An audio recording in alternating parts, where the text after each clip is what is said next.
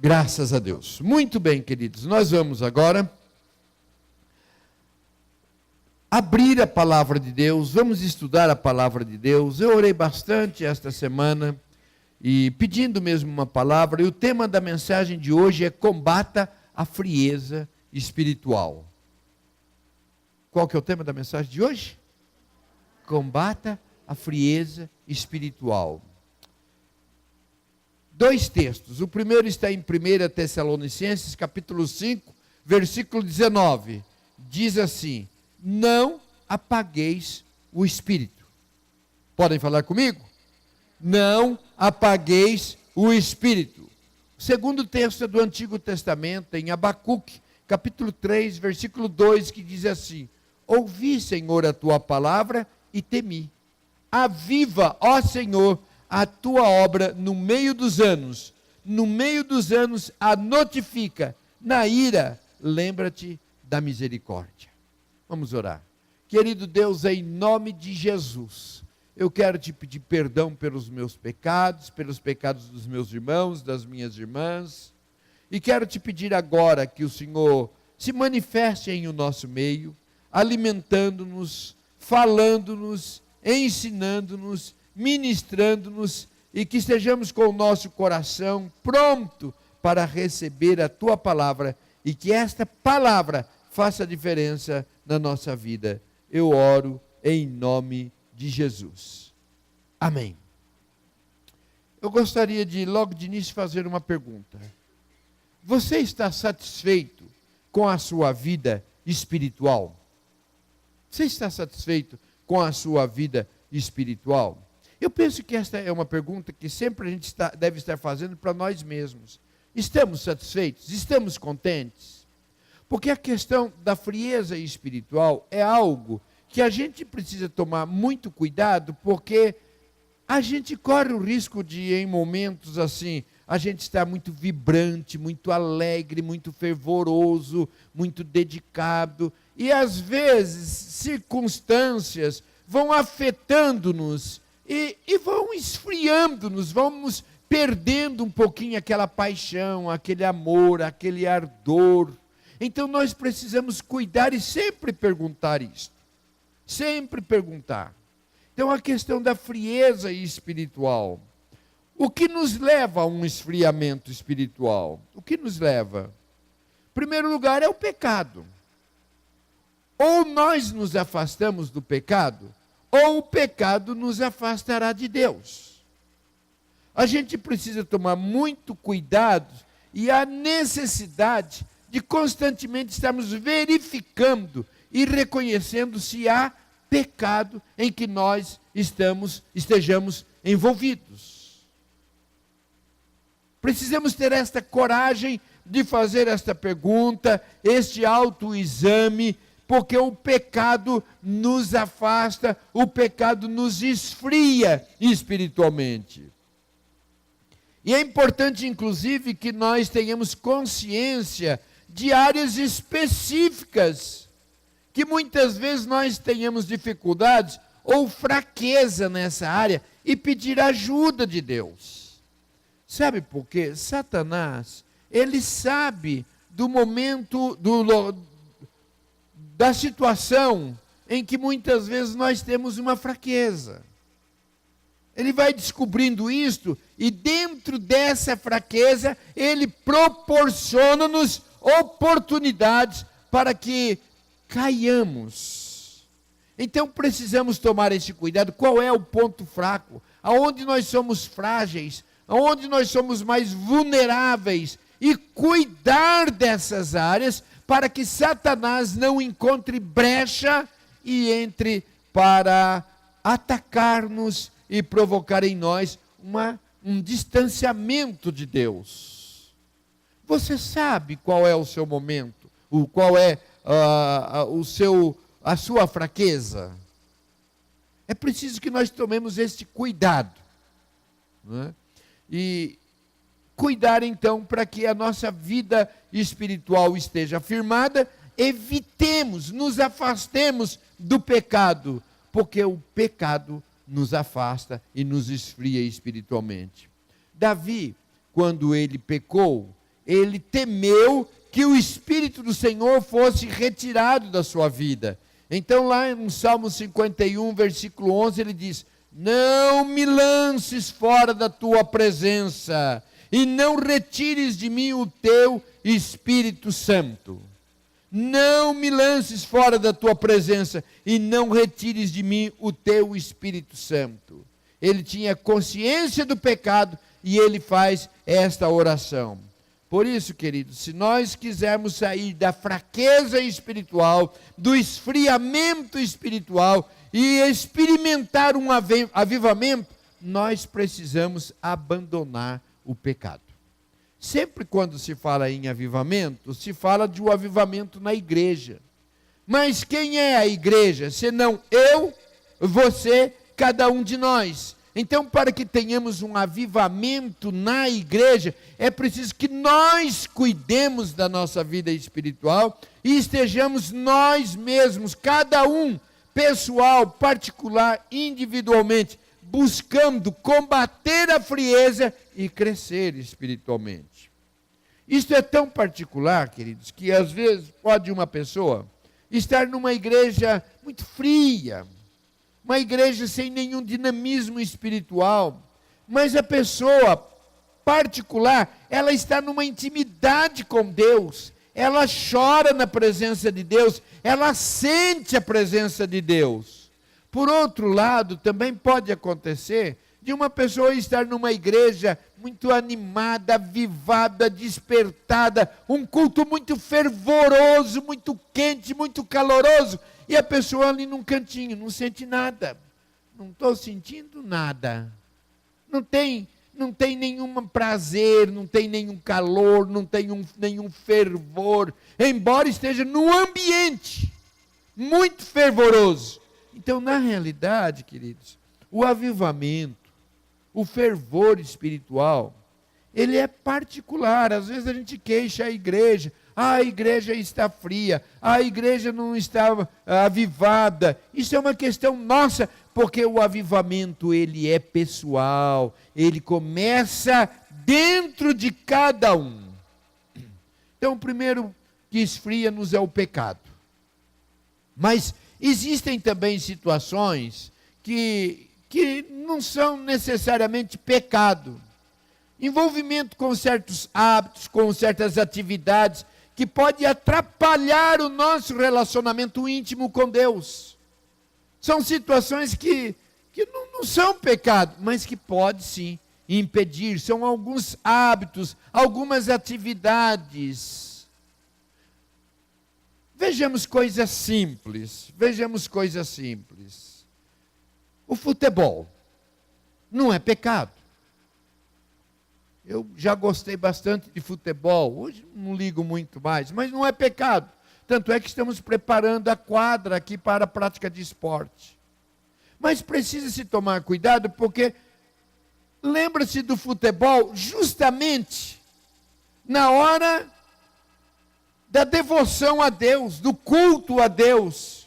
Ou o time do coração vai jogar, ou então marca um jogo naquele horário. Então são práticas, eu não posso ir, eu não tenho como ir à igreja, porque o meu time vai jogar, ou eu vou jogar. Eu já gostei de pescaria, hoje minha vida está limitada, graças a Deus, no trabalho para o Senhor, não tenho muitos lazeres, mas, por exemplo, pescaria, já gostei bastante de pescar, é tão gostoso, é bom, mas tem gente que lembra de pescar só aos domingos e todos os domingos. Ninguém tira um dia de trabalho e fala para o chefe, hoje eu não vou trabalhar porque eu vou pescar. Aí ele fala, já aproveite e pesca depois de amanhã também, depois de amanhã, não é? A gente não faz isso, mas a gente tira do dia do Senhor. São hábitos. Não posso ir à célula, porque é justamente no dia em que tem o jogo do meu time, ou que a gente coloca uma série de coisas. Não é? Quer ver uma coisa que é importantíssimo? É o trabalho. Às vezes a gente se envolve tanto com o trabalho, que acaba prejudicando o nosso relacionamento, a nossa intimidade com Deus, e vamos nos esfriando. A pessoa que está desempregada pede oração para que Deus prepare, para que Deus abençoe. E quando arruma um emprego aí, não pode mais participar das coisas do Senhor, porque eu tenho que trabalhar. O Senhor fala, então eu vou dar um jeitinho de você ter tempo. Então, queridos, a gente precisa tomar cuidado, porque existem muitas coisas neste mundo, coisas que não são pecaminosas, que não são erradas, mas que tentam tirar o nosso tempo de comunhão, de intimidade, de dedicação a Deus. Eu estou falando isso esta noite, e eu falo sempre, e devemos falar, por quê? Porque nós corremos esse risco, sim, de se não tomarmos cuidado, nós irmos esfriando-nos espiritualmente. Lá em 1 João capítulo 2, versículo 15, diz assim, não ameis o mundo, nem as coisas que há no mundo. Se alguém amar o mundo, o amor do Pai não está nele. Precisamos tomar esse cuidado, porque às vezes o mundo vai se tornando tão atrativo, tão cheio de atividades, tão cheio de compromisso, e vai nos atraindo, vai nos chamando, e a gente vai se envolvendo com as coisas deste mundo, pecaminosas ou não, mas a gente vai se envolvendo com tanta coisa na vida, e a gente vai ter que tirar de algum lugar, e a gente normalmente tira de Deus, da família, daquilo que realmente é importante. Algo que nós precisamos também cuidar, queridos, é para reconhecer a frieza, a apatia espiritual. Às vezes a gente vai se desculpando, não, está tudo bem, não, está sob controle. A gente precisa ter essa coragem de ver, opa, eu não estou mais tão dedicado. Já não tenho tido o prazer que eu tinha antes das coisas do Senhor. Opa, estou sentindo que algo diferente está acontecendo. Ter coragem de reconhecer, porque a complacência, o comodismo, a zona de conforto são inimigos do desenvolvimento espiritual. Quando a gente entra nessa área de conforto, está legal, está bem, está bom assim, isso é um perigo. A alma satisfeita é uma alma estagnada. E quando nós nos estagnamos espiritualmente, nós não só paramos de crescer, como temos a tendência de declinar, de cair, de afastarmos-nos de Deus. Você conhece isto? Quantos você já viu acontecer? Há um hino que nós cantávamos, ainda tem esse hino, mas normalmente não temos cantado, e ele diz assim, quantos que corriam bem, hoje já distante estão. É uma verdade, quantos já passaram pelo nosso meio, fervorosos, firmes, sapatinho de fogo, e aleluia, e passou, acabou. A gente precisa tomar este cuidado, porque nós não podemos nos acomodar espiritualmente. Esta é a minha preocupação, este é o meu objetivo nesta noite, de despertar-nos e de acordarmos e dizer, não posso me esfriar, não posso me acomodar. Paulo escreve ao seu discípulo Timóteo, dizendo, admoesto-vos que reavives o dom que há em ti. Admoesto-vos, exorto-os, chamo a sua atenção, para que reavives, torne a viver, deixa realmente habilitado.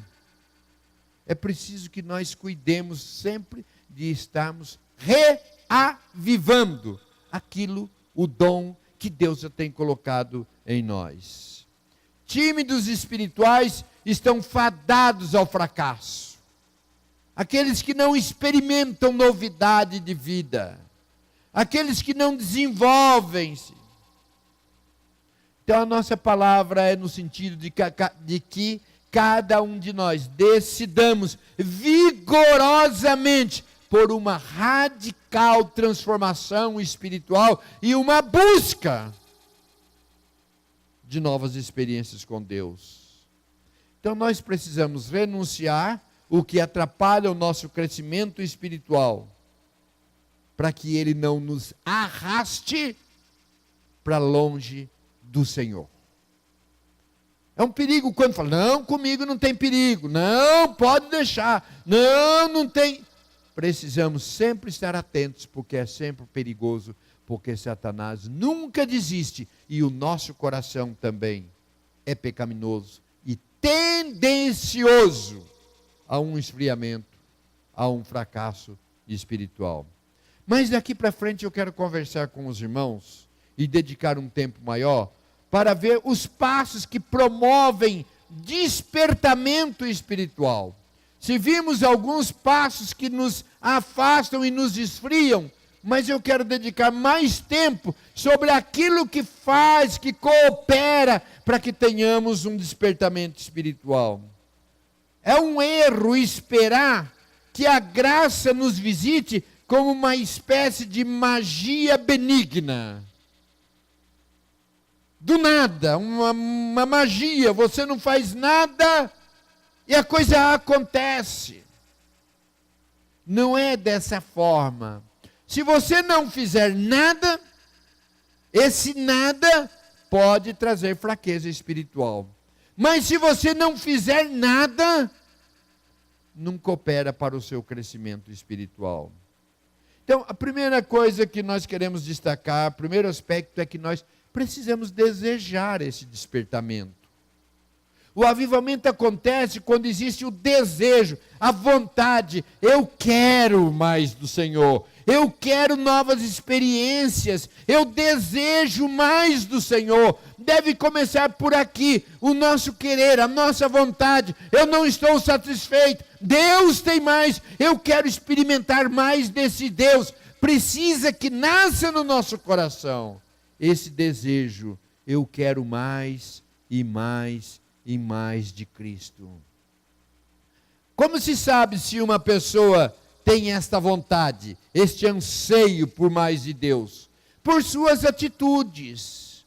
Apenas dizer que deseja um avivamento não basta. É preciso caminhar em direção, ter atitudes concretas. Agir nessa direção. O avivamento só acontece como resultado de uma constante e intensa busca por Ele.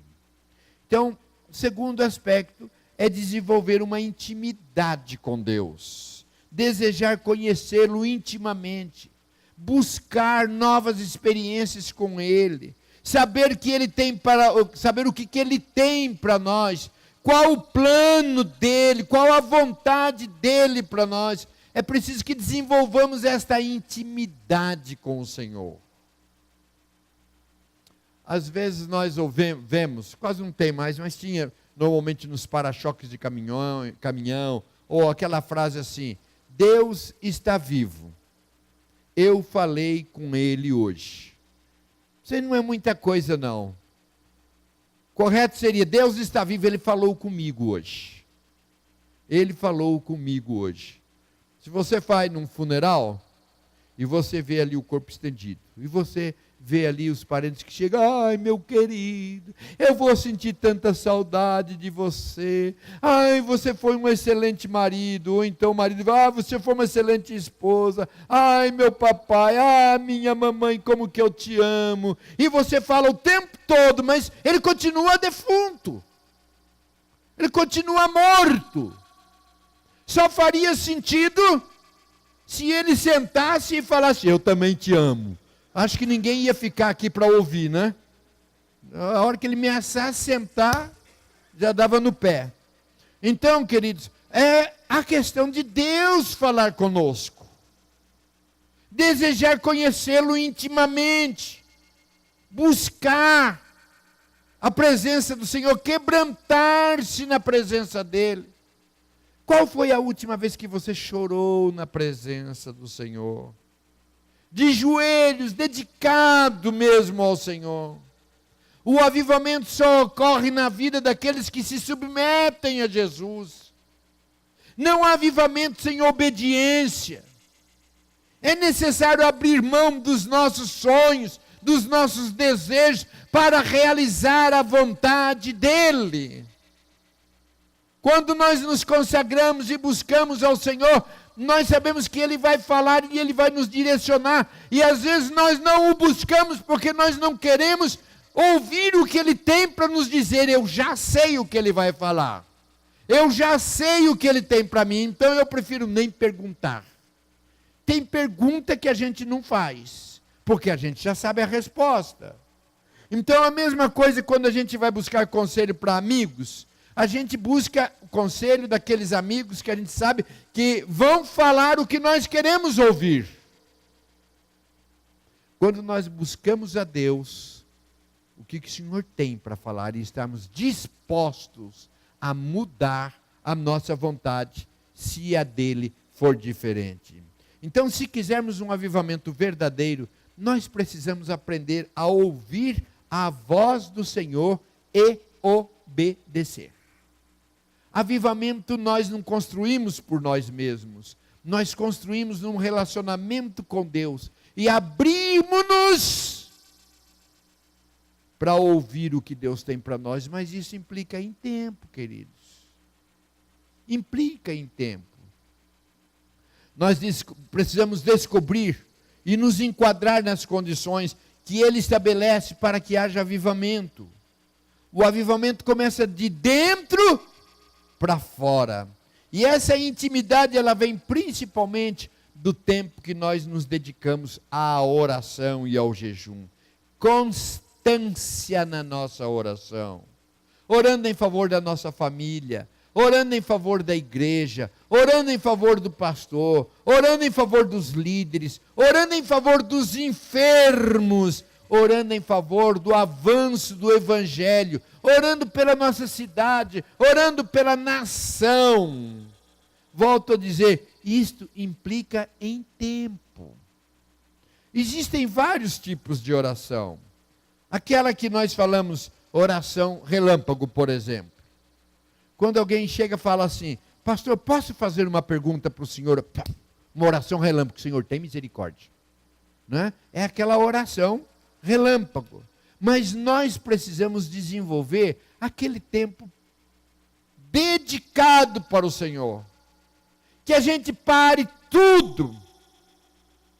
Entre no quarto, num cômodo, que você possa fechar, você falar com Deus, e agora você senta e ouça a Deus. Este é um problema nas nossas orações. Porque nós entendemos que oração é a gente falar, a gente faz uma listinha e fala, levanta e vai embora. Deus falou, não, pera, agora é minha vez. Você não quer que eu diga, que eu responda o que você perguntou? A gente ficar sentado e ouvindo, não é ficar sentado e com a mente vazia, não, voltada para Deus. E esse é um tempo gostoso, mas que nós, principalmente brasileiros, não temos este hábito da meditação, de sentar, de parar. A gente quer falar. Seja com a pessoa, seja com Deus, mas sentar. É gostoso quando eu tenho este tempo com Deus, seja na minha cama, ou seja no meu escritório, quando eu sento, estico o meu pé e fico ali e oro e falo, Senhor, agora é o Senhor.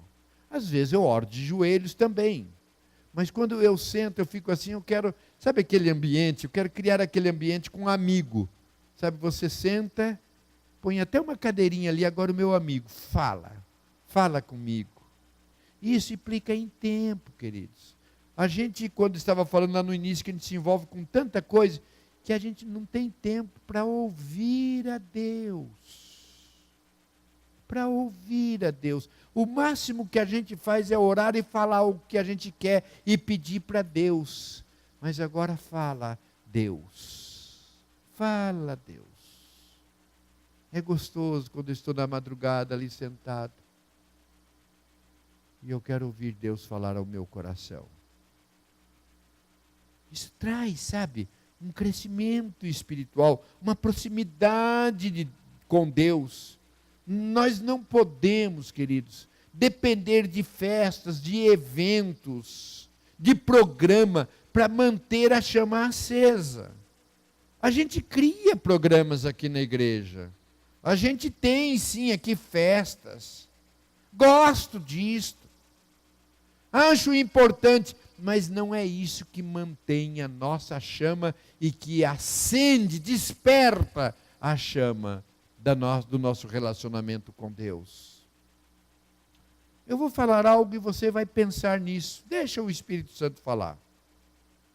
Se a gente faz o café aqui, ou se a gente faz um jantar, se a gente faz um almoço, se vai ter tal festa, a gente, hoje tem festa na igreja, a gente vai. Agora, por que será que quando a gente fala, nós vamos ter uma vigília? Aliás, dia 9 de novembro faz parte do aniversário da igreja, vamos começar com o culto de vigília, dia 9.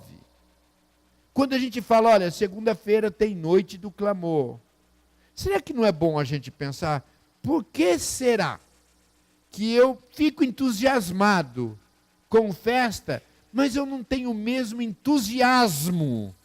Ah, pastor, mas eu oro em casa. Amém, glória a Deus. Mas nós aprendemos que existem tipos de oração. Já falei da oração relâmpago. Já falei de que nós devemos e precisamos cultivar oração. Você pode, querido, você pode estar dirigindo e estar orando, pastor, quando eu pego a estrada é uma delícia. Ótimo. Você pode, quando está dirigindo, você orar. Só peço para que não feche o olho. Senão, mais do que depressa, você vai encontrar com o Senhor da oração. Não é? Então, mas você pode, com o olho aberto, orar. Você pode entrar no seu quarto, mas a Bíblia fala também, quão bom e quão suave que os irmãos vivam em união. Ali o Senhor ordena a bênção para sempre. Quando uma pessoa ora, tudo acontece. Tudo acontece. Um exemplo que está lá em Atos capítulo 12, quando Pedro estava na prisão, estava preso, e a igreja orava por ele, e ele também orava. O que aconteceu? Um anjo libertou Pedro. Caíram as suas algemas, e ele correu para o encontro com os irmãos que estavam orando por ele. Queridos, você sabe disso. Eu só quero lembrá-los. A oração tem poder. E existem momentos que nós não podemos fazer nada senão orar, orar e orar. Eu não posso falar aqui dos milagres que eu tenho visto Deus fazer aqui no nosso meio, simplesmente, ou por tudo mente, o que Deus pode fazer através da oração. Eu creio que todos já experimentaram isso. Aí eu pergunto, por que será que a gente não cuida desse aspecto da oração, se a gente sabe do poder? E é por isso que eu estou aqui nesta noite trazendo esta palavra para lembrá-los. A oração muda situação. A oração tem poder. E se nós queremos um avivamento, e se nós queremos crescer espiritualmente, nós precisamos orar. Quando a gente lê a palavra de Deus, a gente vê que os cristãos primitivos estavam sempre orando. Se você abre lá em Atos 4:31, diz assim, e tendo orado, moveu-se o lugar em que estavam reunidos, e todos foram cheios do Espírito Santo, e anunciavam com ousadia a palavra de Deus. Quando eles foram cheios do Espírito Santo? Quando estavam orando. Preste atenção no que eu vou falar. Não existe crescimento espiritual sem oração. Em Mateus capítulo 14, versículo 23, diz, e despedida a multidão, subiu ao monte para orar. De quem está falando? De Jesus. Lucas 5:16. Ele, porém, retirava-se para os desertos, para os desertos, e ali orava. Quem? Jesus. Lucas 6:12. E aconteceu que naqueles dias subiu ao monte a orar e passou a noite em oração a Deus.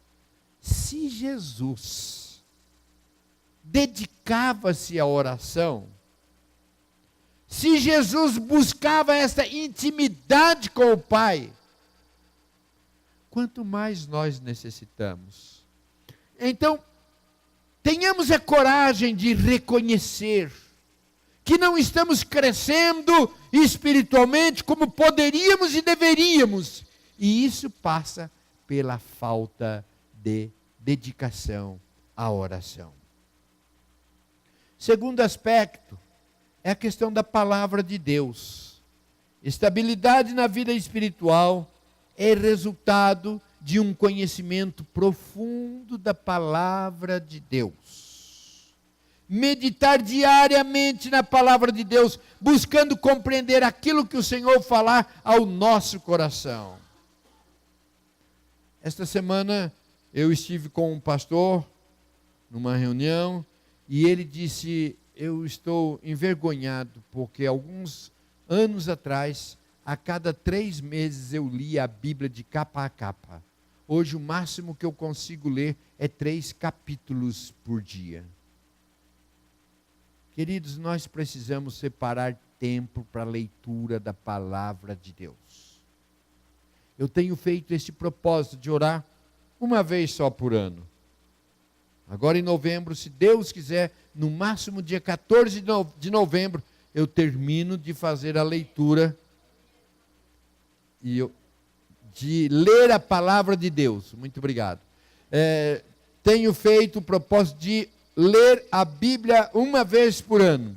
Agora dia 14, no máximo 14 de novembro, se Deus quiser, termino a leitura anual da Bíblia.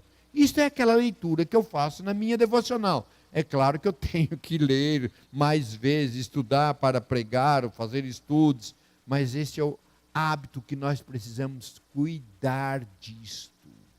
Cuidar da leitura da Bíblia diariamente, todos os dias, deixar separado. E hoje nós temos a facilidade de ter no nosso celular. Às vezes vai para uma fila de banco, para um consultório médico, enfim, lugar que a gente tem que esperar. Você tem a Bíblia na mão. Você tem a Bíblia à mão para você poder lê-la. Muitos de nós estamos tão envolvidos com o corre-corre do dia a dia que temos deixado de ler a Bíblia e não há crescimento espiritual. É um perigo quando se busca avivamento. É um perigo quando se busca crescimento espiritual sem a Bíblia Sagrada. Temos visto muitos avivamentos, entre aspas, desvirtuados. E o Salmo 119, versículo 7 diz assim: vivifica, Senhor, segundo a tua palavra. Vivifica-me, Senhor, segundo a tua palavra. Então a oração e a leitura da palavra é uma questão de disciplina pessoal. Nós devemos reservar minutos, o tempo certo. Aquele é o meu tempo. Se a gente não tem este hábito do tempo certo, do horário certo, nós não vamos fazer isso. É a mesma coisa se eu dissesse: qualquer dia eu vou na sua casa. Sabe quando que eu vou? Nunca. Mas se a gente agenda, então tal dia, tal hora vamos estar juntos. Tal dia e tal hora é o lugar do meu encontro com o Senhor. Negligenciar o seu tempo com Deus é desejar um caminho e andar por outro. Nós nunca vamos chegar diante do Senhor senão pela oração, pela leitura da palavra. Mas tem mais alguns aspectos e eu vou correr agora. Primeiro, envolvermos-nos com a obra do Senhor.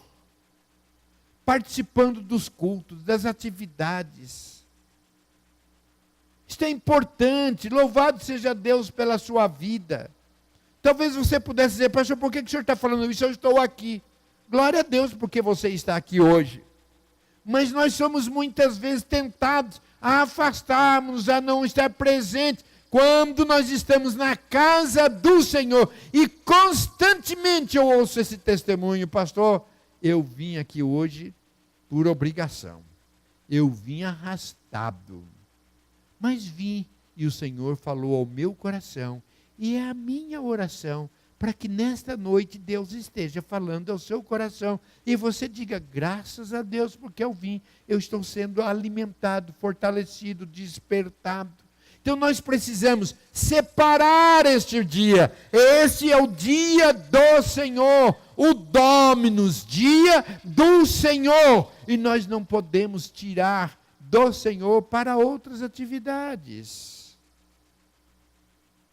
Ah, mas eu tenho prova, amanhã estuda de madrugada. E vá à casa, venha à casa do Senhor, Deus vai abençoar. Envolvemos-nos com ministérios da igreja.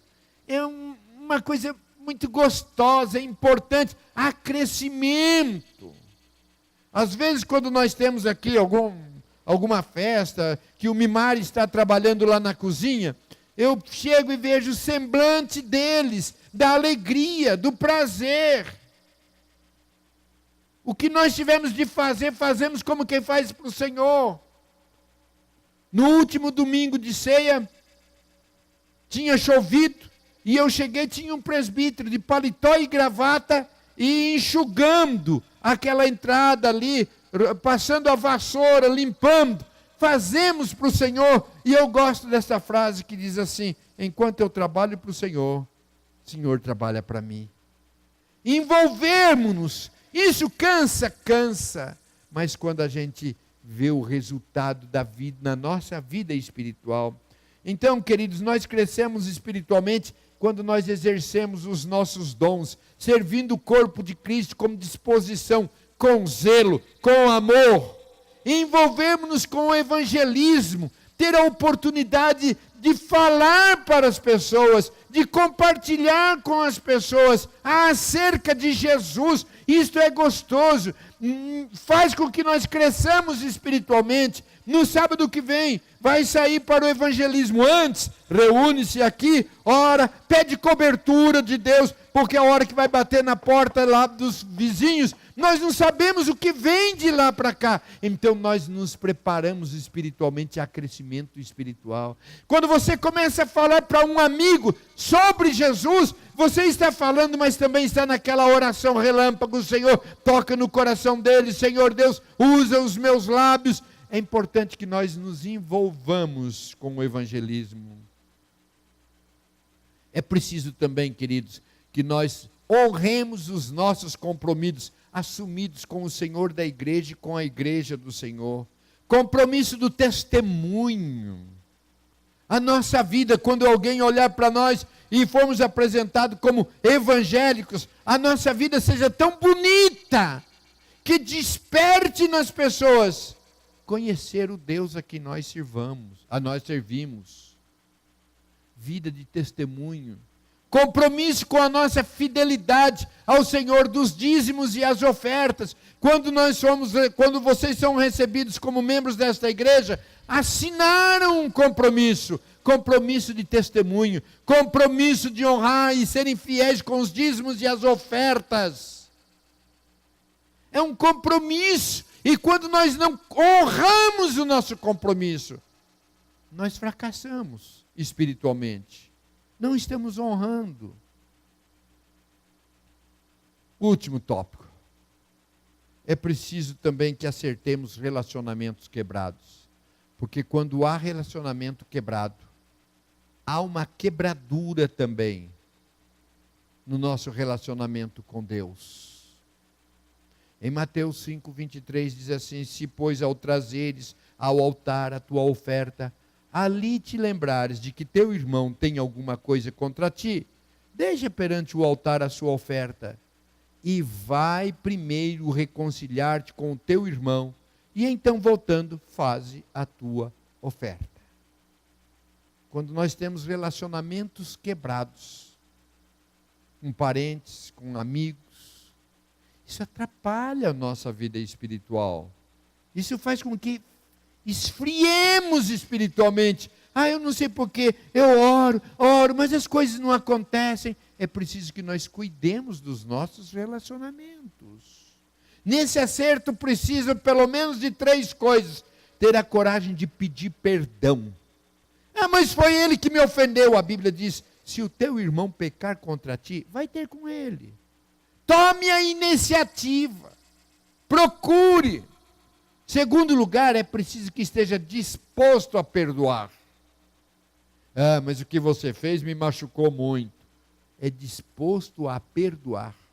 Em terceiro lugar, não dar lugar a ressentimento, a mágoas, a rancores, a amargura.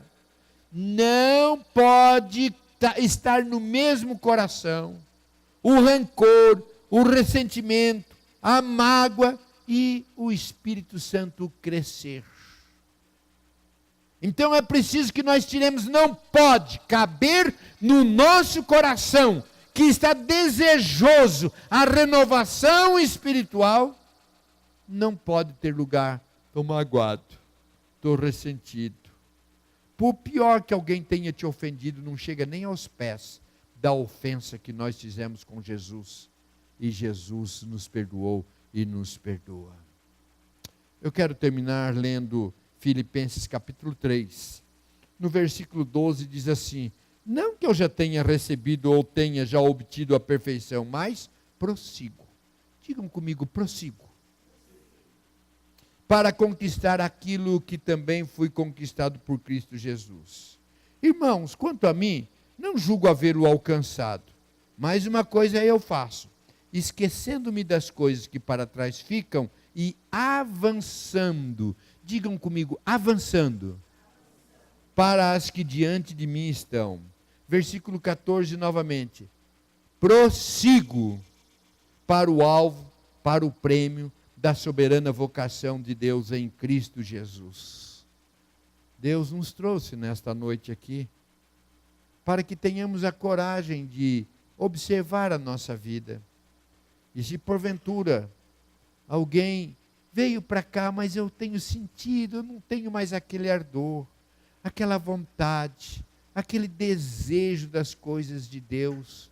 Deus nos trouxe nesta noite para que haja um renovo, para que voltemos ao Senhor e saiamos daqui mais encorajados, mais fortalecidos, mais crescidos. Eu desejo mais do Senhor. Eu quero crescer espiritualmente. Eu não estou satisfeito, porque eu sei que Jesus tem mais. Quero que você feche os seus olhos, curva a sua cabeça. E responda para você mesmo diante de Deus. Você está satisfeito com a sua vida espiritual? Você quer crescer espiritualmente? Você tem esse desejo no seu coração? Comece a orar e a dizer isto para Deus. Eu te desejo mais. Eu te desejo mais. Renova-me, renova-me, renova-me. Comece a orar nesse sentido, pedindo uma renovação, um crescimento.